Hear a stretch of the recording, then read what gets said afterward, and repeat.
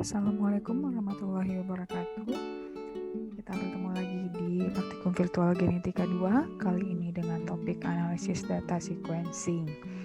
Nah, kita review sedikit dari praktikum yang sebelumnya ya. Kita sudah melakukan isolasi DNA, kemudian sudah melakukan PCR, kemudian elektroforesis. Nah, terus kemarin kalian juga sudah melakukan desain primer untuk PCR.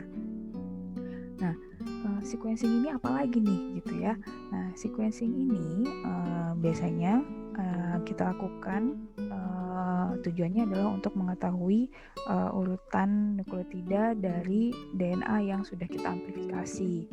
Nah, kan kemarin sudah PCR, kemudian sudah elektroforesis. Nah, kan kita sudah dapat pita DNA-nya, ukurannya sekian, misalnya adalah 800 base pair.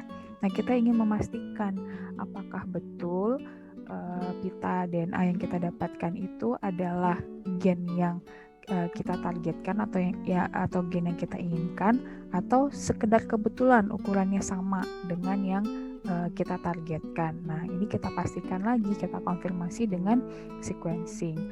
Atau sequencing ini juga bisa karena tujuannya adalah untuk menentukan urutan DNA sampel kita. Misalnya sampel yang kita PCR itu kita belum tahu itu spesies apa. Nah, ini bisa kita lakukan untuk mengidentifikasi spesies dari sampel yang belum diketahui.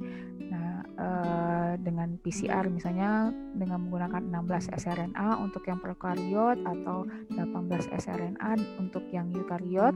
Kemudian setelah kita PCR dengan primer tersebut, kita elektroforesis dan sisa produk PCR-nya kita kirimkan ke service sequencing. Jadi biasanya untuk sequencing ini kita kirim saja ke perusahaan yang menyediakan jasa sequencing.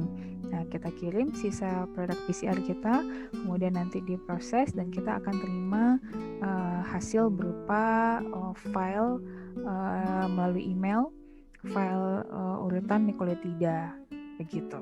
Jadi itu adalah sekilas tentang sequencing.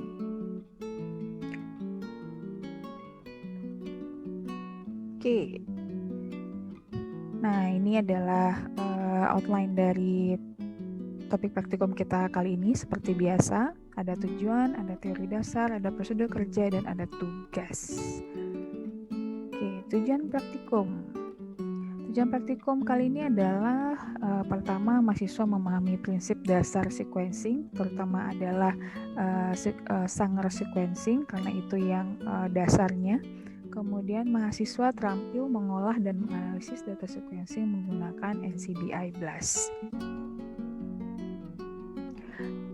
Nah, yang kedua adalah teori dasar tentang sequencing. Nah, sebelum kalian menganalisis data sequencing, kalian harus tahu dulu prinsip dasar dari Sanger sequencing itu seperti apa.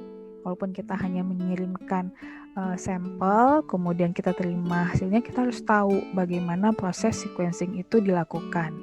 Nah, definisinya dulu nih, Sanger sequencing juga dikenal sebagai chain termination method, adalah metode untuk menentukan urutan nukleotida DNA. Metode ini dikembangkan oleh peraih Nobel Frederick Sanger dan rekan-rekannya pada tahun 1977 dinamai Sanger sequencing ya, karena si penemunya namanya Nobel Frederick Sanger, jadi metode ini dinamakan sesuai dengan namanya, Sanger sequencing. Nah, ini adalah contoh alat mesin sequencing ya. Ini alat mesin sequencingnya dan terhubung ke komputer gitu. Nah, ini adalah tahapan dalam Sanger sequencing. Yang pertama ada namanya chain termination PCR. Kenapa namanya chain termination PCR? Karena ini adalah PCR. Sebenarnya PCR biasa, tapi ada tambahan komponen yaitu namanya DDNTPS atau dideoxynucleotide trifosfat yang diberi penanda atau label dengan pewarna berfluorescence. Jadi setiap nanti DDATP itu warnanya beda, DDGTP warnanya beda lagi, DCTP, DDCTP, dan DDTTP masing-masing warnanya fluoresensinya berbeda. Kenapa memakai ini? Nah, ini kita lihat di sini ya. Ini adalah normal DNTP, D ya, deoxynukleotide trifosfat. Di sini ada gugus OH-nya. Dengan adanya gugus OH di sini, makanya nanti ada nukleotida baru yang bisa menyambung untai DNA yang sedang disintesis, karena adanya gugus OH tersebut yang akan nanti berikatan dengan gugus fosfat pada nukleotida berikutnya. Nah, sedangkan DDNTP di deoxynukleotide trifosfat itu tidak mempunyai gugus OH lagi di sini, sehingga akibatnya jika ditambahkan DDNTP maka sintesis untai DNA yang baru dalam proses amplifikasi itu akan diterminasi, akan berakhir. Nah, ini adalah poin penting dalam Sanger sequencing. Begitu. Nah, setelah melakukan chain termination PCR, dilakukan capillary gel electrophoresis. Prinsipnya sama dengan gel electrophoresis biasa, namun di sini kita gunakan namanya kapiler lebih kecil. Jadi pori-pori untuk pemisahan fragmen berdasarkan ukurannya itu lebih kecil dibandingkan dengan gel electrophoresis agarose biasa. Nah, kemudian nanti di akhir capillary gel electrophoresis itu akan dieksitasi sinar laser dan kemudian untuk menangkap pewarna fluorescens yang ada di ujung dari setiap fragmen, kemudian nanti akan dideteksi oleh mesin sequencing sehingga nanti akan diperoleh urutan nukleotida dalam bentuk kromatogram.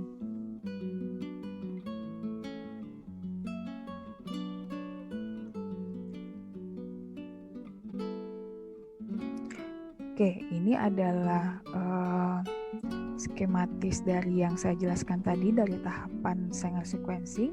Ini yang tahap pertama, PCR dengan ddNTPS yang diberi penanda berfluoresens.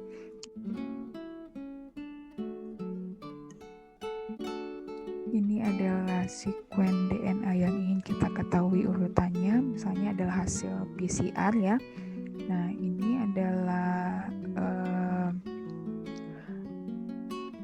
campuran DNTPS yang normal yang biasa dengan ddNTPS yang sudah diberi label fluorescence. Nah, kemudian ini kita kayak seperti di PCR begitu. Kemudian nanti kan proses amplifikasi itu kan berlangsung sintesis untai DNA baru itu kan akan berlangsung dari ujung 5 ke ujung 3. Nah, nanti setiap proses amplifikasi di bagian-bagian ujungnya itu, misalnya kalau dari sini ke sini paling ujung adalah G, nanti G yang akan menempel. Seharusnya sih nanti ini biar gampang, harusnya ini C, jadi lawannya yang berkomplement begitu ya. Kemudian A dan seterusnya. Nah, ini akan dihasilkan fragmen-fragmen DNA.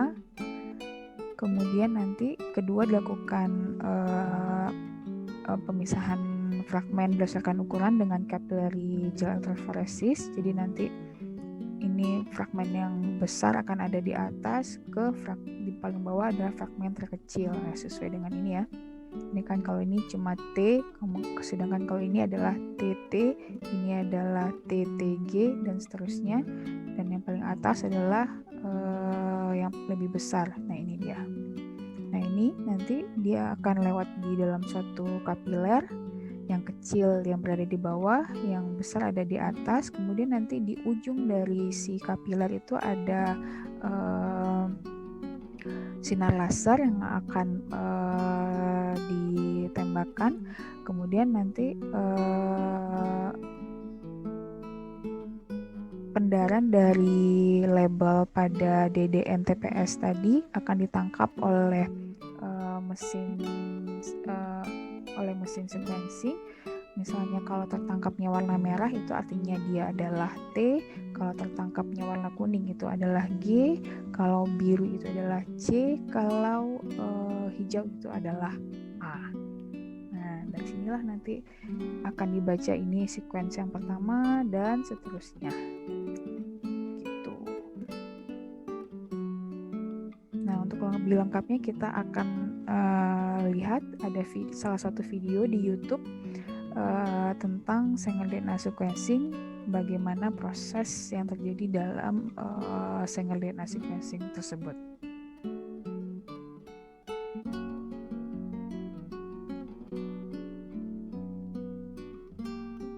Oke, ini adalah videonya. Nah, ini single sequencing. Nah, ini adalah DNA yang akan kita ketahui urutannya, kemudian tetap kita masukkan primer ke sampel sub kita, kemudian DNA polimerase,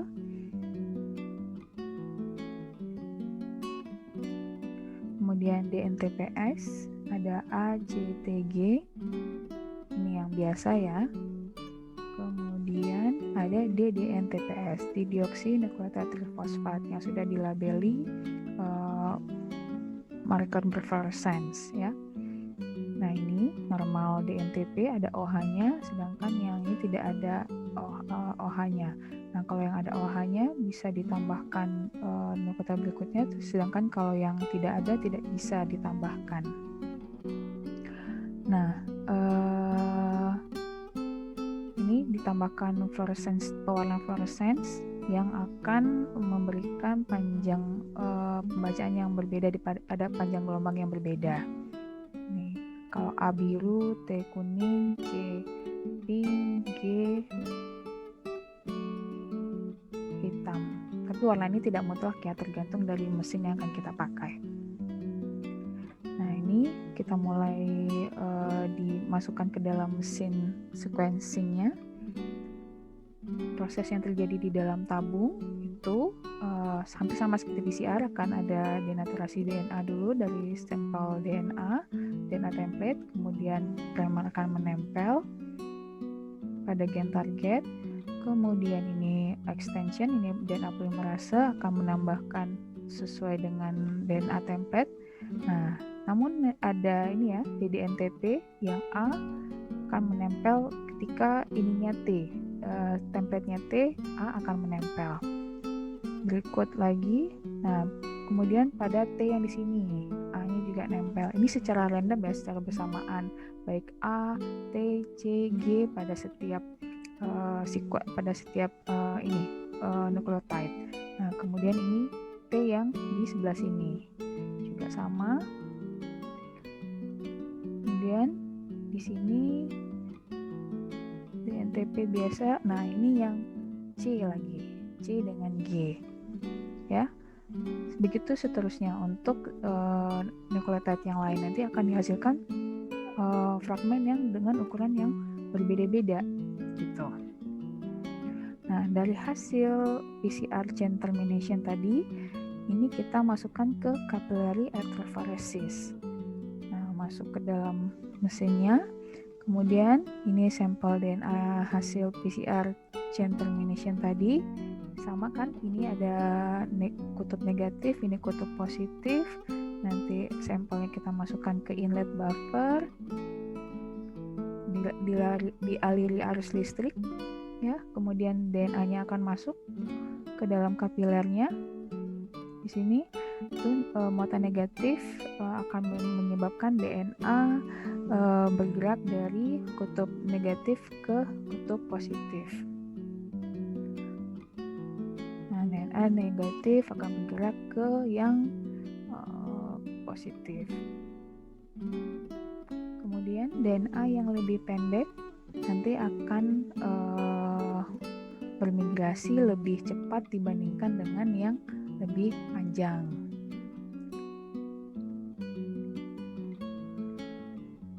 Oke, ini prosesnya nanti di ujungnya itu ada laser, ada detektor. Nah, ini yang tadi ujungnya T itu akan ditangkap. Kemudian yang ini yang C warnanya beda lagi, pink. Begitu seterusnya.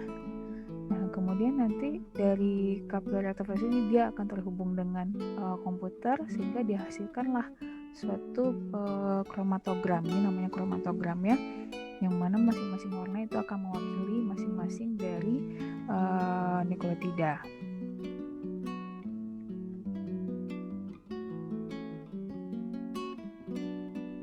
Nah, begitu prosesnya.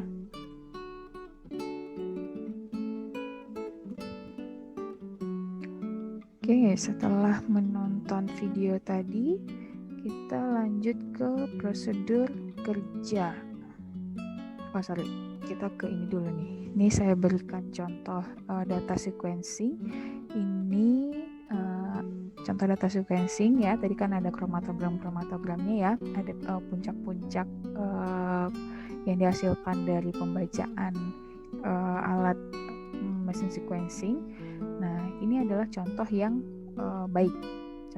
Jadi biasanya nanti kita tuh terima dalam email tuh ada 2 atau 3 jenis file. Yang pertama file namanya file AB1. Ini kita harus bukanya dengan software bioinformatik. Dan satu lagi ini file dalam bentuk TXT, bisa dibuka pakai Notepad atau Wordpad. Jadi dalam bentuk ini namanya file FASTA namanya. Yang hanya cuma urutan nukleotidanya saja. Kalau yang ini yang dilengkapi dengan kromatogramnya. Nah, di sini ini lihat daerah yang saya beri kotak merah itu umumnya setiap data sequencing itu data di awal sekitar tergantung sih, ada yang 20, 30 bahkan ada yang sampai 50 base pair di awal itu datanya kurang bagus. Nah, kelihatan ya ini dia acak adut di awal, banyak noise-nya, tapi kemudian ini setelah 30 itu mulai kelihatan tegas gitu puncak-puncak dari kromatogramnya. Satu itu apa, ini apa gitu. Nah, begitu juga dengan di bagian ujung belakangnya kan sama seperti ini. Nah, ini biasanya kita buang, tidak kita pakai. Jadi kita pakai yang betul-betul jelas kromatogramnya yang tegas gitu ya. Mulai dari sini sampai di sini. Nah, kalau di sini saya pakai software bioinformatiknya Genius. Kalau di Genius itu dia memberikan tanda kalau warnanya biru terang begini itu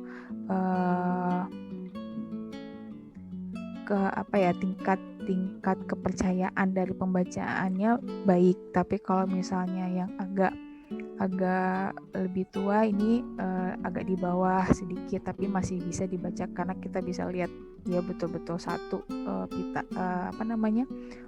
puncaknya. Kalau misalnya yang begini yang lebih menumpuk itu dia lebih tua lagi warna birunya gitu. Ini adalah data yang bagus ya. Untuk contoh data sequencing yang baik adalah seperti ini. Kemudian ini adalah contoh data sequencing yang not good, tidak baik. Ini kebanyakan N aja semuanya, nggak kelihatan puncaknya. Terus di sini keriting. Kita dulu menyebutnya ini sebagai merumput hasil sequencingnya. Nah, seperti rumput tidak jelas gitu. Walaupun di sini ada bahasa nukleotida yang diberikan, tapi ini tidak bisa dipertanggungjawabkan datanya. Jadi ini biasanya kita ulang sequencing lagi nih kalau dapat data begini. Nah, sekarang kita lanjut ke prosedur kerja untuk menganalisis data sequencing. Nah, ini adalah tahapannya. Siapkan file data sequencing, bisa dalam bentuk kita punya dalam bentuk FASTA dan dalam bentuk AB1. Kalau ini bisa dibuka dengan Wordpad atau Notepad. Kalau ini harus kita buka dengan software bioinformatik. Ada BioEdit, ada Genius, ada Denasal, dan macam-macam.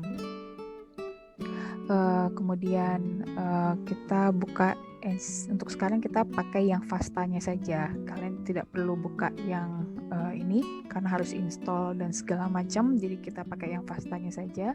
Kemudian buka NCBI Blast dengan alamat website ini. Kemudian nanti pilih Nucleotide Blast, kemudian masukkan data sequencing yang ada di FASTA ini. Kemudian kita klik Blast, nanti akan ada hasil analisis Blast berupa description, graphic summary, alignment, dan taksonomi. Kemudian kita akan menyimpulkan di akhir DNA hasil sequencing kita yang kita miliki itu memiliki kemiripan atau homologi dengan DNA apa pada database GenBank NCBI. Oke, sekarang kita coba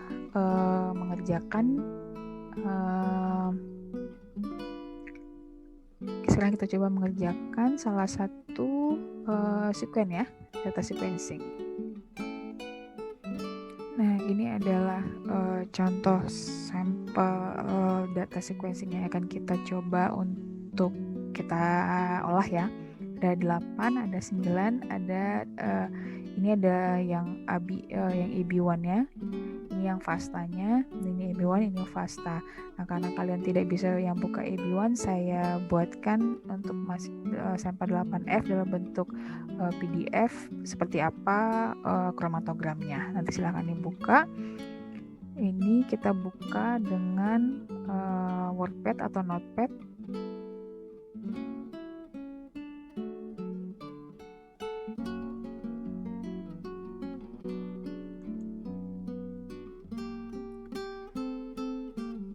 Adalah bentuk kromatogram dari salah satu sampel ya, saya buka yang sampel 8F. Nah, ini dari basa 1 sampai 30 itu bisa kita buang, nanti kita pakai yang 30 sampai 20 di akhir, 20 yang di ujung akhir itu juga kita buang. Berarti kita akan pakai dari 30 sampai 760 kira-kira.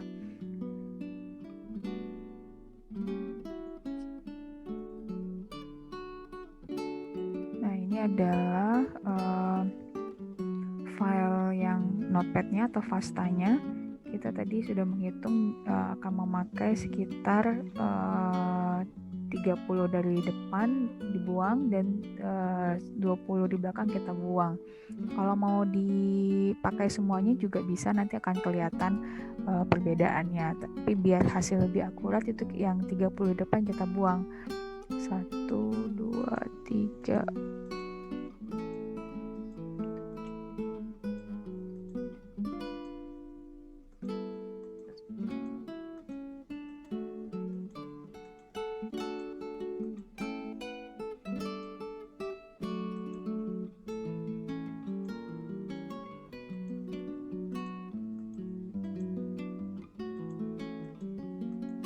Dari sini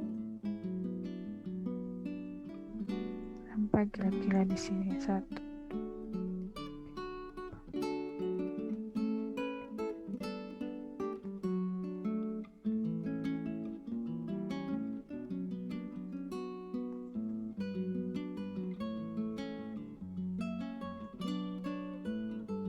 Nah, sekitaran di sini. Ini silahkan di copy ya, kemudian kita buka NCBI.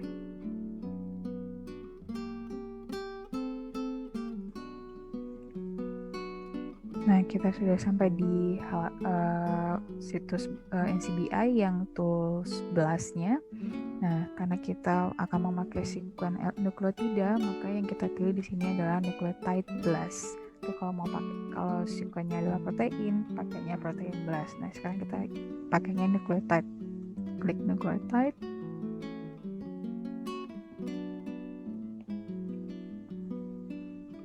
Nah, tadi kan kita sudah copy ya sequence-nya, tinggal paste aja di sini.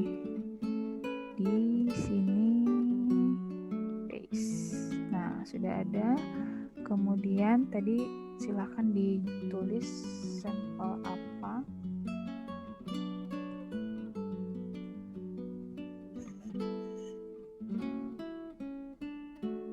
Kemudian ininya pakai yang setting default yang ada di sini saja.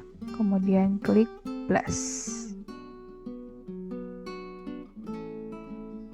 ini proses sedang di running. Dia akan mencocokkan dengan database yang ada pada NCBI. Nah, sequence kita akan mirip dengan sequence apa yang ada di NCBI tersebut. Ini adalah hasilnya sudah keluar.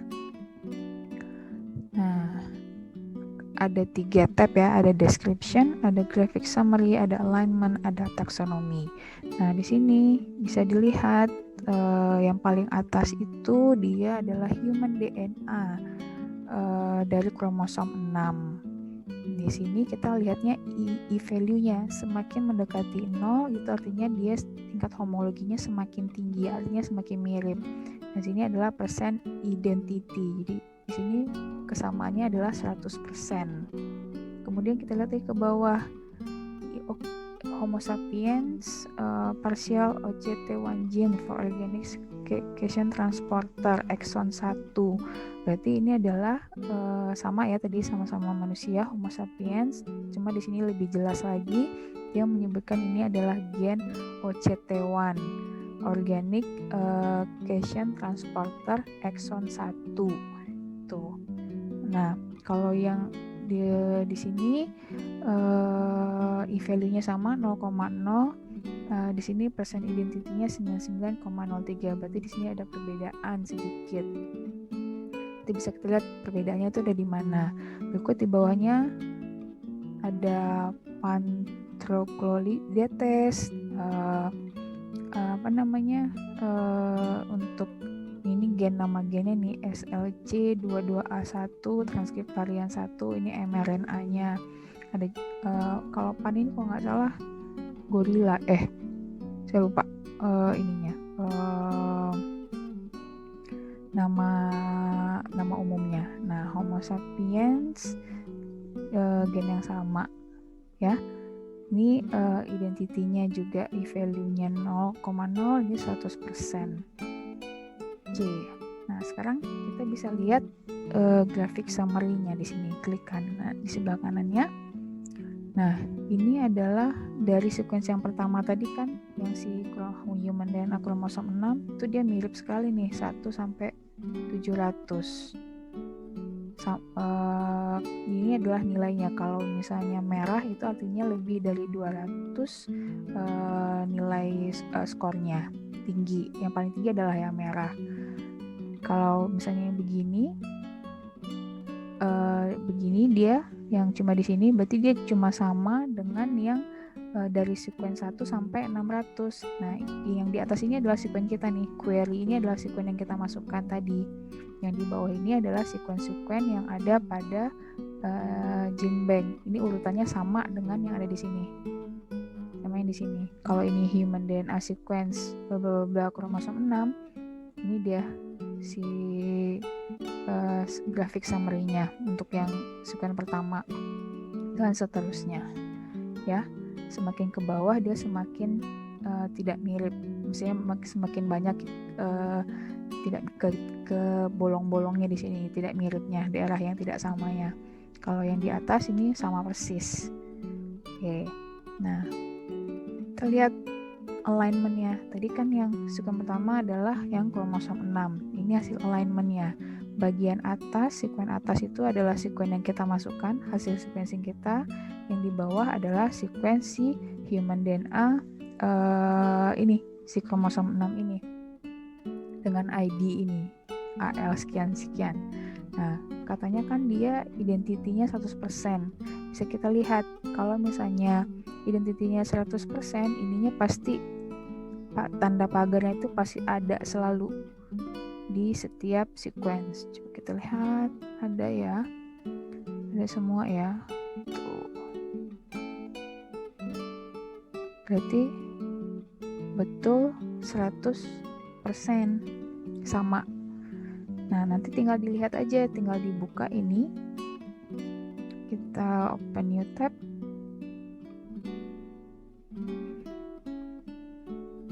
Ini dia gen apa yang ada pada si kromosom 6 yang persis sama. Oke, kita lihat.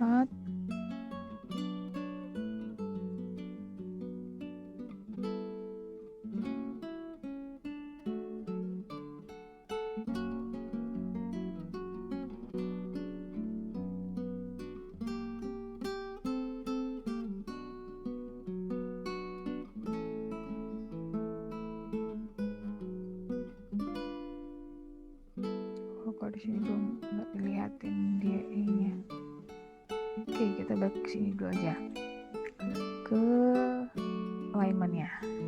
Nah, berikut di bawahnya juga ada nanti yang Homo sapiens OCT1 gene for organic cation transporter exon 1 ya. Nih, katanya tadi identitinya ada 99%, berarti ada 1% yang tidak sama. Tinggal dilihat saja nih perbandingan antara query sama subjek yang di bawahnya, apakah ada yang beda, apakah ada yang bolong nih satu pagarnya.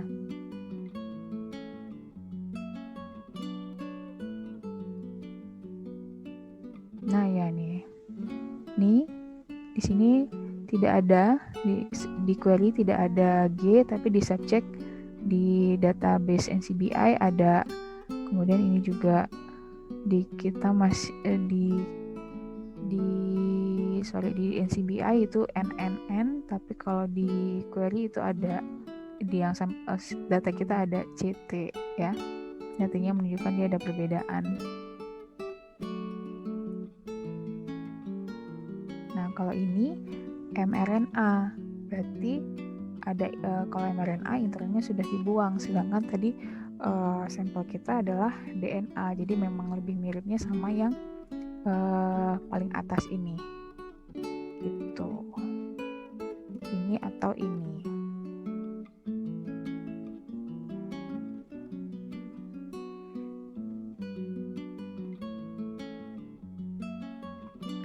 Oke, kemudian tadi sudah sampai ke alignment. Di sini juga ada taksonomi yang akan memperlihatkan miripnya dengan apa saja, dengan Homo sapiens, Troglodytes, Paniscus, gorila. Ini kan masih termasuk primata ya.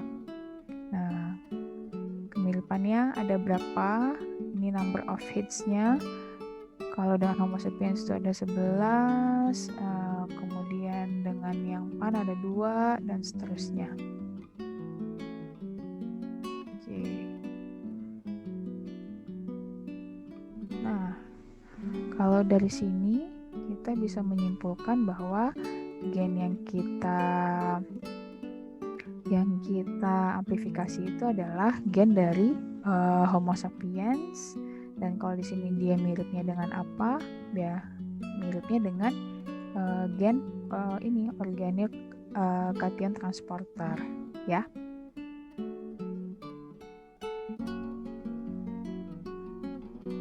Itu cara mengambil kesimpulannya. Nanti kalau misalnya mau sampel yang lain, tinggal lakukan hal yang sama.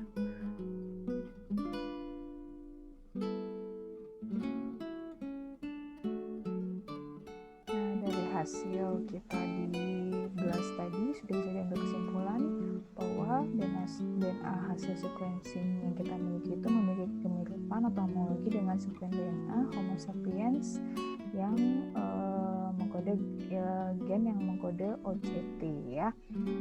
Nah, nanti kalian juga bisa melakukan hal yang sama pada mengerjakan tugas ini. Di tugasnya, analisislah 2 data sequencing yang diberikan pada e-learning 2 unp.ac.id yang tadi ya, yang saya lihatkan ada sampel 8F dan sampel 9F menggunakan NCBI BLAST. Kemudian nanti kalian lihat, setelah kalian lakukan NCBI BLAST, kalian akan menemukan ada perbedaan antara kedua sekuen tersebut, antara sampel 8F dan 9F. Nanti kalian tunjukkan perbedaannya di mana. Kemudian buatlah kesimpulan dari hasil analisis BLAST seperti yang saya contohkan tadi. Kemudian buatlah susunan sebuah laporan praktikum menggunakan data yang kalian peroleh dari hasil analisis ini. Oke, selamat mengerjakan. Terima kasih atas perhatiannya. Saya sudahi dengan Assalamualaikum warahmatullahi wabarakatuh.